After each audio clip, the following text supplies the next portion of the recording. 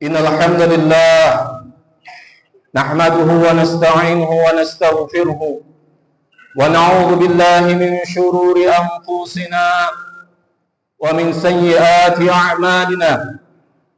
Man yahdihillahu fala mudilla lahu wa man yudlilhu fala hadiya lahu. Ashhadu an la ilaha illallah wahdahu la syarika lahu wa ashhadu anna Muhammadan abduhu wa rasuluh. Allahumma salli wa sallim wa barik ala sayyidina Muhammad wa ala alihi wa sahbihi wa barik wa sallim. Ayyuhal hadirun, usikum bitaqwallah, faqad fazal muttaqun. Qala Allah Ta'ala, a'udzu billahi minasy syaithanir rajim.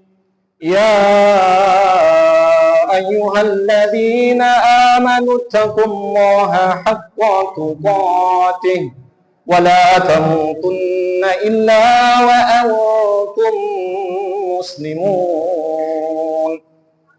Ya ayyuhan nasu ittaqu rabbakumul ladzi khalaqakum min nafsin wahidah wa khalaqa minha zawjaha wa batha minhuma rijalan katsiran wa nisaa. Wattaqullaha alladzi tasaaluna bihi wal arham, innallaha kana 'alaikum raqiba. Shadaqallahul 'azim wa sadaqa rasulun nabiyul karim wa nahnu ala dzalika minasyahidin wasyakirin walhamdulillahi rabbil alamin. Ayahanda, ibunda, saudara dan saudariku, sidang jemaah salat Idul Adha yang berbahagia, yang insyaallah selalu dalam lindungan dan rahmat Allah Subhanahu wa taala. Pertama dan paling utama kiranya terus kita meningkatkan rasa syukur kita kepada Allah. Alhamdulillah, di antara hari-hari yang Allah pilihkan mulia bagi kita sebagai umat Islam, limpahan rahmat, kesehatan, kesempatan terus kita dapatkan, masih kita peroleh di dalam diri kita. Maka ini nikmat yang besar yang terus perlu kita syukuri kehadirannya. Salat dan salam tentunya semoga tetap tercurah kepada beliau baginda Rasulullah Muhammad sallallahu alaihi wasallam. Semoga kitalah umatnya yang insyaallah akan mendapatkan syafaat beliau di mahsyar nanti. Amin ya rabbal alamin. Saudaraku, ayahanda, ibunda, kaum muslimin dan muslimat, sidang jemaah salat Idul Adha yang dirahmati Allah Subhanahu wa taala. Melalui mimbar ini, khatib kembali mengajak kepada diri khatib pribadi dan kepada para jemaah semua untuk terus kita meningkatkan, mengupgrade iman dan takwa kita kepada Allah. Takwa dalam arti menjalankan setiap apa-apa yang telah diperintahkan oleh Allah kepada kita sebagai seorang muslim yang mumayyiz, mukallaf, meninggalkan, menjauhi, membatasi diri dari segala hal-hal yang Allah larang, Allah haramkan kepada kita. Dan ini adalah esensi takwa itu sendiri. Allahu akbar, Allahu akbar, Allahu akbar, walillahil hamd. Saudaraku, saudariku, kaum muslimin dan muslimat, sidang jemaah salat Idul Adha yang berbahagia, momen Idul Kurban, momen Idul Adha adalah sebuah representatif sebagai seorang muslim untuk kembali mengingat perjuangan bagaimana seorang Khalilullah Ibrahim alaihi salam dapat hidup, tumbuh, kuat, tauhid yang terus besar dan membesar di dalam dirinya. Aidul Kurban mengingatkan kepada kita bahwa untuk menjadi seorang kekasih Allah membutuhkan perjuangan yang besar. Aidul Kurban, Aidul Adha mengingatkan kepada kita bahwa menjadi sebuah panggilan, mendapatkan panggilan hamba Allah bukan semena-mena tentang ibadah mahdhah, ibadah taat kepada Allah semata-mata, namun memiliki ibadah ghair mahdhah, ibadah sosial yang harus terus tumbuh di dalam batin kita. Saudaraku kaum muslimin dan muslimat, sidang jemaah salat Idul Adha yang dirahmati Allah Subhanahu wa taala, maka sebagai bukti besar kecintaan kita, kecintaan Allah kepada Ibrahim alaihi salam, begitu besar historis yang Allah akarkan di dalam Quran kita yang mulia, di dalam Qurannya yang agung. Begitu besar historis yang Allah catatkan bagaimana Ibrahim adalah sosok yang begitu istimewa di mata Allah Subhanahu wa taala.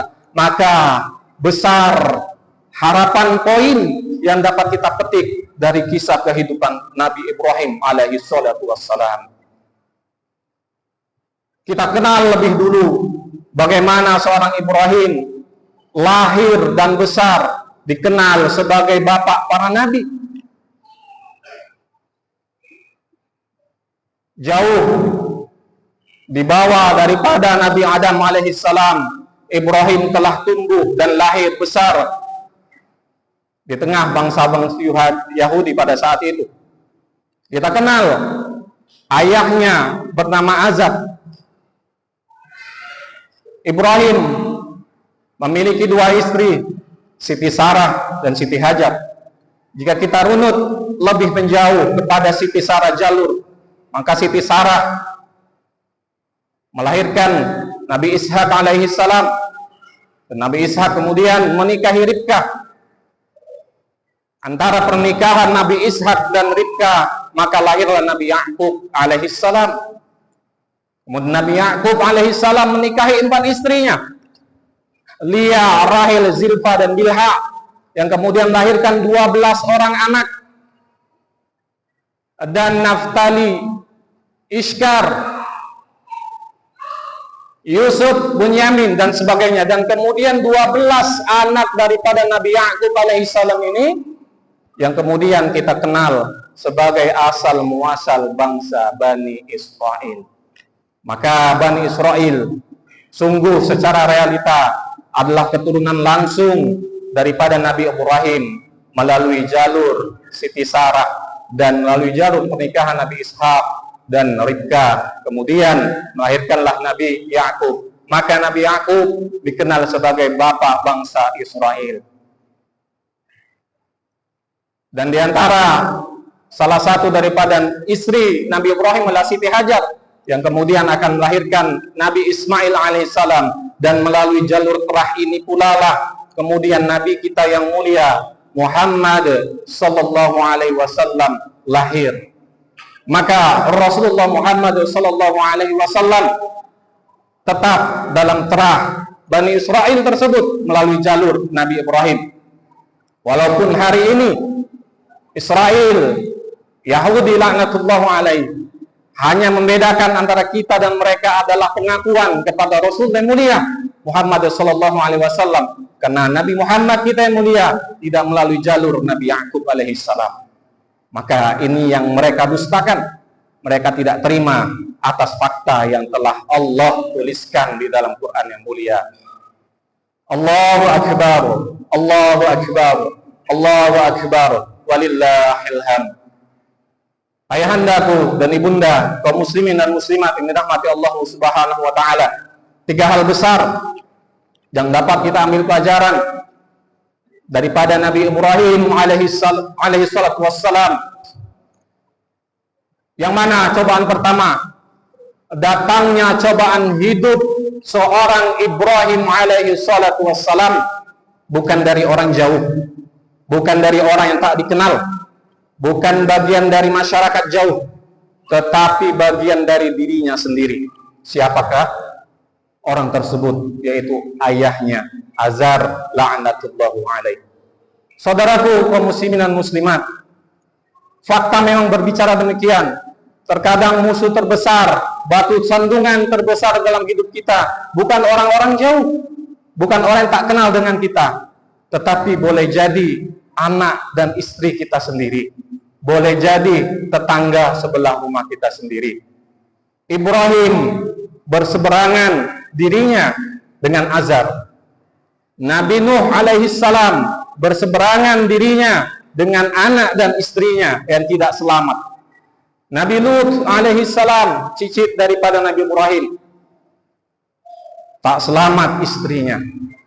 Dan Rasul kita yang mulia sallallahu alaihi wasallam, Abu Lahab, pamannya sendiri yang jauh daripada rahmat Allah. Maka apa yang dilakukan oleh Nabi Ibrahim kepada Azar? Wa idh qala Ibrahim li abihi Azara atattakhidhu asnaman alihah. Atattakhidhu asnaman alihah. Wa idh qala Ibrahim li abihi Azar, dan ingatlah ketika Ibrahim berkata kepadanya ayahnya Azar, atattakhidhu asnaman alihah. Apakah pantas? Apakah layak berhala yang kau buat ini, yang kau ciptakan dengan kedua tanganmu ini sendiri, kemudian kau sembah, kau mintahi perlindungan, kau mohonkan sesuatu kepadanya, padahal tanganmu sendiri yang membuatnya? Apakah layak? Apa tattakhidhu asnaman alihah? Inni araka wa qaumaka fi dhalalin mubin. Sungguh aku melihatmu, ayahku, wa qaumaka fi dhalalin mubin. Sungguh dalam kesesatan yang nyata. Saudaraku kaum muslimin dan muslimat, sidang jemaah salat Idul Adha yang dirahmati Allah Subhanahu wa taala. Allahu akbar. Allahu akbar. Allahu akbar. Walillahil hamd. Maka lihat diri kita hari ini. Apakah esensi berhala masih ada atau tidak? Agaknya esensi berhala berbeda antara zaman tradisional dengan zaman modern, tetapi presensi daripada makna berhala itu sendiri tetap lahir, tumbuh, berkembang di dalam hati kita. Hayya 'alas shalah, hayya 'alal falah. Di mana hati kita? Panggilan terus berdatangan di subuh, zuhur, asar, maghrib, isya. Apakah bergerak kaki kita untuk melangkah menuju Allah? Lebih beratkah hati kita dengan media sosial yang terus berkembang, sehingga panggilan azan, panggilan tauhid tetap kita abaikan? Objek berhala berganti, tak lagi dalam bentuk fisik, tetapi esensi berhala tetap terus berkembang di dalam hati kita. Panggilan-panggilan tauhid kita abaikan dengan panggilan-panggilan berhala, walaupun berbeda objeknya hari ini. Kemudian, di mana sebagian kaum muslimin ketika perniagaannya, ketika perdagangannya merasa bahwa sepi, jualannya kurang laris, tidak kecil, tidak sedikit sebagian kaum muslimin beralih mencari bantuan orang yang dianggap bisa memberikan kemanfaatan bagi dirinya. Mereka akan mencari sebagian orang yang dianggap mampu untuk membantu meningkatkan penjualannya. Di mana tauhid? Di mana Allah yang dia kenal sebagai Rabb, Ilah, satu-satunya tempat memohon, tempat bergantung, tempat bersandar? Engkau tidak temui Allahmu dalam tahajudmu. Engkau tak temui Tuhanmu dalam duhamu. Engkau tak temui Tuhanmu di dalam sujud-sujudmu. Permohonan kepada Tuhan melemah disebabkan ibadah yang terus melemah. Permohonan kepada Ilah yang satu, Allahu Rabbul Alamin, melemah disebabkan semangat di dalam beribadah melemah. Saudaraku kaum muslimin dan muslimat, sidang jemaah salat Idul Adha yang dirahmati Allah Subhanahu wa taala. Allahu akbar. Allahu akbar. Allahu akbar walillahil hamd. Lebih jauh secara eksplisit, seorang muslim telah datang kepada Tuhannya untuk beribadah. Panggilan-panggilan azan dia hadiri. Dia tinggalkan panggilan-panggilan berhala dan dalam apapun itu bentuknya. Namun ketika dirinya berdiri di hadapan Allah, apakah benar-benar Allah yang di hadapannya? Jangan-jangan yang dia sembah adalah dirinya sendiri. Jangan-jangan yang disembah adalah keangkuhan dirinya. Dia tidak paham dengan Tuhannya. Dia tidak tahu bahwa beruntunglah orang-orang yang khusyuk. Fisik di masjid, tetapi hati, pikiran di rumah dan di pekerjaan. Inna lillahi wa inna ilaihi raji'un. Allahu akbar. Allahu akbar. Allahu akbar. Walillahil hamd. Saudara-saudariku kaum muslimin, sidang jemaah salat Idul Adha yang dirahmati Allah Subhanahu wa taala. Cobaan hidup yang kedua bagi seorang Ibrahim alaihi salatu wassalam adalah datang dari orang-orang sekitar. Yang pertama datang dari bagian dirinya sendiri, tetapi yang kedua adalah bagian dari orang-orang sekitar hidupnya, tetangganya dan masyarakatnya. Apa yang dilakukan oleh Ibrahim kepada umatnya, kepada tetangganya, berdakwah untuk meninggalkan berhala. Dia letakkan kapak di tengah-tengah berhala yang dibuat oleh ayahnya dan dibesarkan oleh para umatnya di setiap tempat beribadah pada saat itu. Maka berhala-berhala seperti Ya'ub, Nasr, Nasiri, Ibrahim tebas dengan tanpa ampun. Hanya meninggalkan satu berhala besar yang bernama Nasr, tingginya 5 meter. Dia letakkan kapak di atas kepala Nasr dan kemudian dia kumpulkan umatnya pada saat itu. Kemudian ia tanyakan kepada mereka, wahai umatku, apa yang kalian pikirkan tentang yang aku lakukan? Maka memvonis, menuduh, mencela, Ibrahim dapatkan siksaan yang Ibrahim dapatkan. Sebab berhala-berhala yang mereka cintai, yang mereka bangun, telah dihancurkan oleh Ibrahim alaihissalam. Maka serta-merta bertanyalah Ibrahim kepada para umatnya, jika berhala-berhala yang kalian buat, berhala-berhala yang kalian sembah tidak dapat menyelamatkan diri mereka sendiri dari tebasan kapakku, bagaimana mereka dapat menyelamatkan diri kalian? Bagaimana berhala-berhala ini dapat membantu kalian di saat kesulitan, di saat memohon rezeki? Maka sungguh demi Allah, berhala-berhala yang kalian sembah Allah zat yang lemah. Maka serta-merta Ibrahim alaihi salatu wassalam dibawa menuju Namrud laknatullahu alaihi. Raja Namrud laknatullahu alaihi. Raja yang memimpin pada masa itu. Maka dengan serta-merta pun Namrud berkata kepada para masyarakat, apakah kalian tidak melihat kecelakaan, keburukan yang dilakukan oleh orang ini?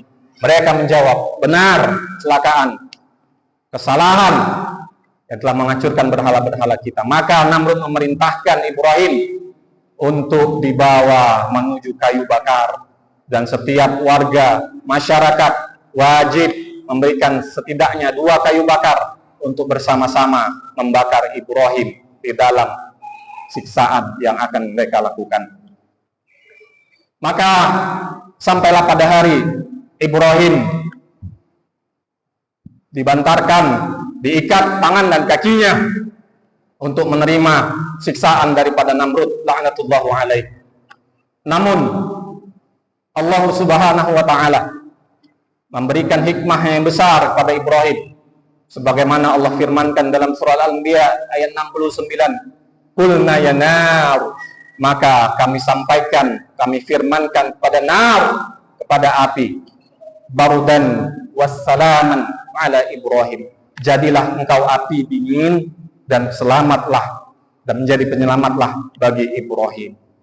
Maka saudaraku, sidang jemaah salat Idul Adha ini rahmati Allah Subhanahu wa taala, jangan pandang proses, jangan pandang hasil, tetapi fokuslah pada proses. Allah tidak melihat hasil daripada pentauhidan yang dilakukan oleh Ibrahim alaihissalam, tetapi yang melihat proses, bahwa Ibrahim terus mendakwahkan tauhid, mendakwahkan keesaan Allah.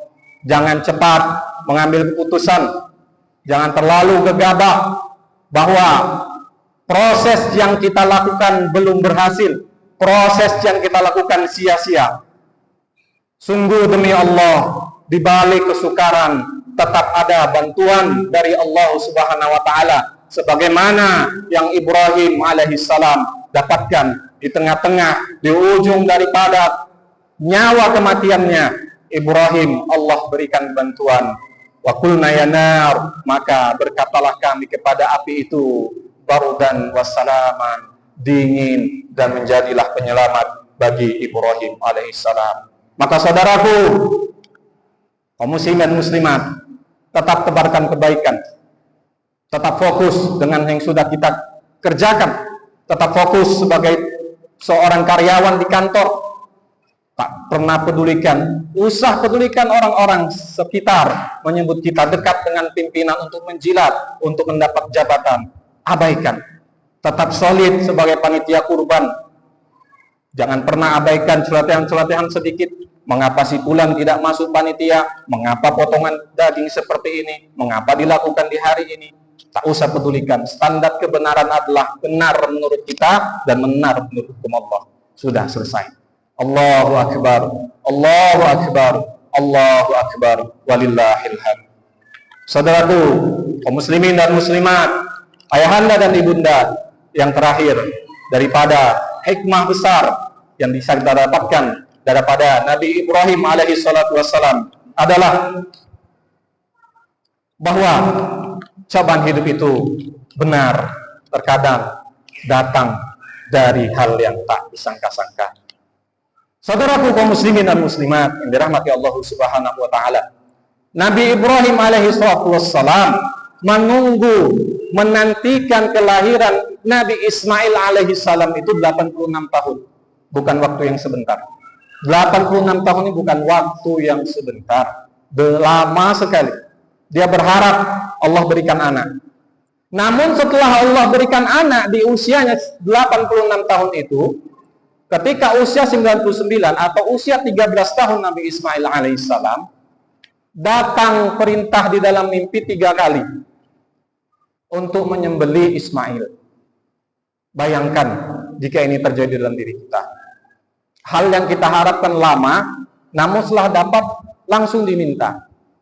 Mungkin jika ini terjadi bagi diri kita, depresi dan sebagainya pasti akan terjadi. Namun Allah berikan hal besar ini kepada orang Khalilullah, kepada orang kesayangan Allah, benar-benar orang yang besar budi pekertinya, Ibrahim alaihissalam. Dan setiap malam di penghujung doa-doa Ibrahim selalu memanjatkan Rabbi habli minas salihin, Rabbi habli minas salihin, Rabbi habli minas salihin. Wahai Tuhanku, karuniakan kepadaku anak yang soleh, anak yang soleh. Nah, kisah ini Allah abadikan dalam surah As-Saffat ayat 102. Ya bunayya, inni ara fil manami anni azbahuk. Wahai anakku, fil manami, aku bermimpi, anni azbahuk, aku menyembelihmu. Fanzur ma tara, maka bagaimana menurutmu? Ya abadi, wahai ayahku, af'al ma tu'mar, laksanakan perintah Tuhan. Satajiduni insyaallahu minas sabirin. Insyaallah kau dapati aku termasuk orang-orang yang sabar. Saudaraku, ada 3 hikmah besar yang kita dapatkan di dalam kisah ini. 1, bahwa komunikasi dua arah antara ayah dan anak itu diperlukan. Ayah bukan sebagai otoriter besar. Ayah tidak boleh sebagai pengambil keputusan semena-mena. Bahasa yang digunakan ayah kepada anaknya begitu lembut, begitu indah, begitu mulia. Ya bunayya, laisa ya ibnun, laisa ya bani. Bukan ibnun, bukan bani, tapi ya bunayya, tingkatan panggilan anak dalam kaidah bahasa Arab yang terbaik. Ya bunayya, wahai anakku, inni ara fil manami, sesungguhnya aku mendapati di dalam mimpiku, anna azbahuk, aku menyembelihmu. Nah, pelajaran keduanya, fanzur ma tara. Ibrahim tidak serta-merta melakukan perintah Allah ini dengan otoriter. Ayo, ku bawa, ku potong. Tidak. Fanzur ma tara. Bagaimana menurut engkau? Padahal Ismail masih 13 tahun. Tetapi diajak komunikasi dengan ayahnya, meminta pendapatnya. Nah, apa jawaban Ismail yang juga mulia? Ya abati, wahai ayahku, af'al ma tara, af'al ma tu'mar. Laksanakanlah perintah itu. Ketika ayah memanggil sebutan anaknya dengan panggilan yang mulia, wahai anakku yang tampan, wahai anakku yang ganteng, wahai anakku yang sehat, maka insya Allah anak akan menjawab, wahai ayahku yang menjadikan aku sehat, wahai ayahku yang menjadikan aku tampan, wahai ayahku yang menjadikan aku gagah. Tetapi ketika ayah memanggil anaknya dengan sebutan yang tidak baik, wahai kurus, wahai cungkring, naudzubillah, panggilan selebihnya, maka apa yang dijawab oleh anak? Juga jawaban yang sama. Baik ayahku yang membuat aku kurus, baik ayahku yang membuat aku hitam. Nah, ada amalan ilmu yang benar di sini yang Allah telah berikan antara Ibrahim dan Ismail, bahwa panggilan kepada anak, berilah panggilan yang baik. Antara anak dan ayah harus terus dilakukan komunikasi dua arah secara efektif untuk menumbuhkan, melahirkan, membuat keluarga yang benar, keluarga yang kuat dari akarnya sebagai fondasi. Allahu akbar, Allahu akbar, Allahu akbar, walillahil hamd.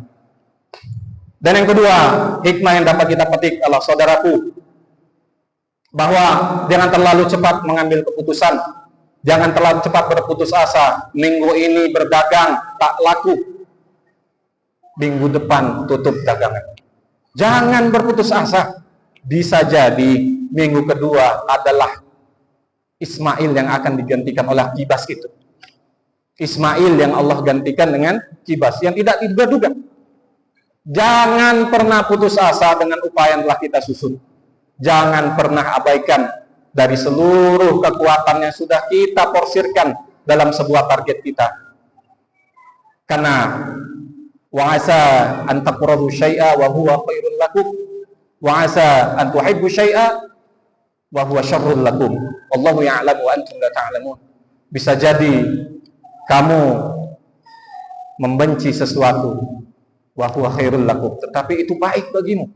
Dan bisa jadi an tuhibbu syai'a, kamu menyukai sesuatu, wa huwa syarrul lakum, tetapi tidak baik bagimu. Wallahu ya'lamu wa antum la ta'lamun. Ibrahim menerima perintah, menanyakan kepada anaknya. Dia tidak bertanya, wahai Allah, kenapa harus disembelih anakku? Tidak. Dia lakukan. Dan dia bertanya kepada anaknya. Pun demikian dengan kita. Allah takdirkan kita hidup di dunia ini 40 tahun yang lalu. Allah hadirkan kita di tengah-tengah desa Bandar Setia ini. Allah berikan kita istri yang demikian. Semua sudah terpakar. Semua telah sesuai dengan ukuran-ukuran yang Allah persiapkan terbaik bagi diri kita masing-masing. Sungguh Allah memahami apa yang tidak kita pahami. Sungguh demi Allah, setiap sesuatu yang Allah hadiahkan, Allah karuniakan kepada kita adalah kebaikan. Allahu akbar, Allahu akbar, Allahu akbar, walillahil hamd. Demikian saudara-saudariku kaum muslimin dan muslimat, sidang jemaah salat Idul Adha yang dirahmati Allah Subhanahu wa taala, beberapa hikmah besar yang dapat kita petik daripada kisah Ibrahim bersama dengan berbagai cobaan hidup yang menimpa dirinya.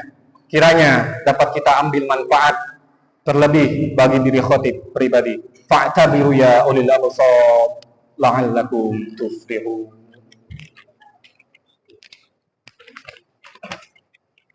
Allahumma shalli.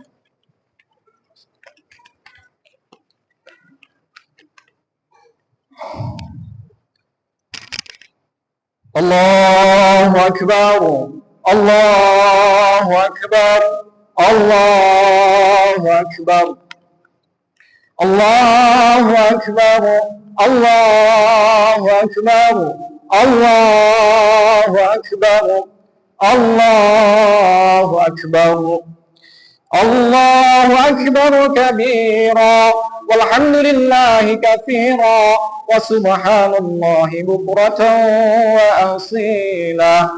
La ilaha illallah wahdah, sadaqa wa'dah, wa nasara 'abdah, wa 'azza jundahu, wa hazama al-ahzaba wahdah.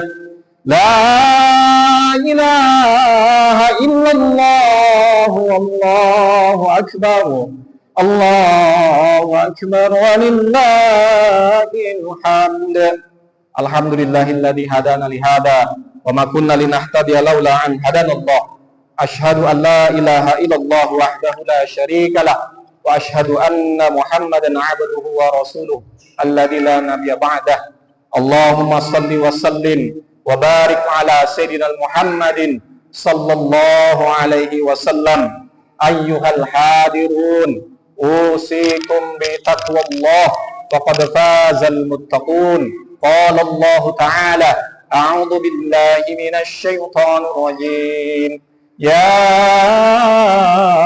ayyuhalladzina amanu taqullaha haqqa tuqatih wa la tamutunna illa wa antum muslimun. Wa qala Allah Ta'ala, inna a'tainakal kautsar fasalli li rabbika wanhar, inna syani'aka huwal abtar. Innallaha wa malaikatahu yusalluna 'alan nabi, ya ayyuhalladzina amanu sallu 'alaihi wa sallimu taslima. Allahumma salli 'ala Muhammad wa 'ala ali Muhammad kama shallaita 'ala Ibrahim wa 'ala ali Ibrahim innaka Hamidum Majid. Wa barik 'ala Muhammad wa 'ala ali Muhammad kama barakta 'ala Ibrahim wa 'ala ali Ibrahim innaka Hamidum Majid. Allahumma ighfir lil muslimina wal muslimat wal mu'minina wal mu'minat al-ahya'i minhum wal amwat bi rahmatika ya arhamar rahimin. Allahumma arinal haqqa haqqan warzuqna ittiba'ah, wa arinal batila batila warzuqna ijtinabah. Allahumma la sahla illa ma ja'altahu sahla, wa anta taj'al hazna idza syi'ta sahla. Rabbana zalamna anfusana wa illam taghfir lana wa tarhamna lanakunanna minal khasirin. Rabbana atina fid dunya hasanah wa fil akhirati hasanah wa qina adzabannar. Ibadallah, innallaha ya'muru bil 'adli wal ihsan wa ita'i dzil qurba wa yanha 'anil fahsya'i wal munkari wal baghi ya'idzukum la'allakum tadhakkarun. Wa la dzikrullahi akbar. Wassalamu alaikum warahmatullahi wabarakatuh.